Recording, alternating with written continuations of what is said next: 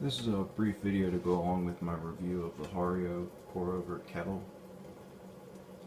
The Hario pour-over kettle is a small kettle for single or double servings, advertised at about 1.2 liters. The practical is going to be closer to 1 liter, or else sometimes the water can come out of the gooseneck when pouring.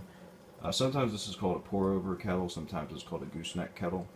I just wanted to point out on this design, which is a great design, there are vent holes at the top, and one of the ways you know water is boiling is you can see that those vent holes will vent steam.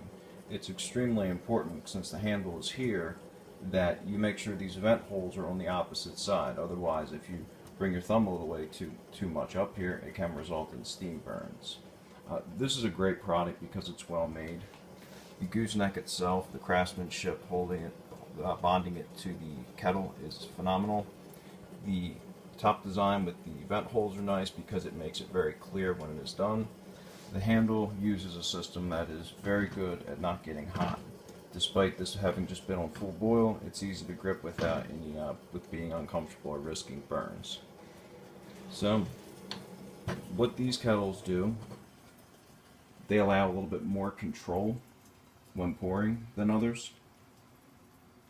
That's great for pour-over systems like Hario drip system or the Chemex or the AeroPress.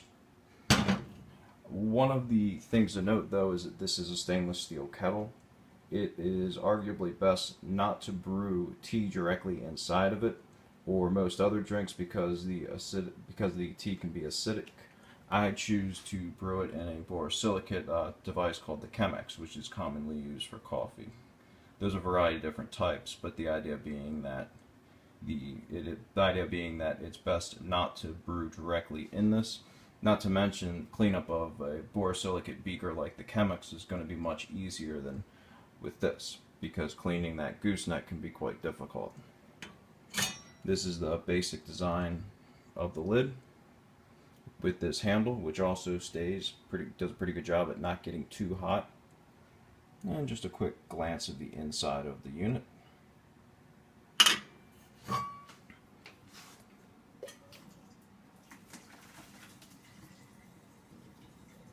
And finally a quick peek of the bottom.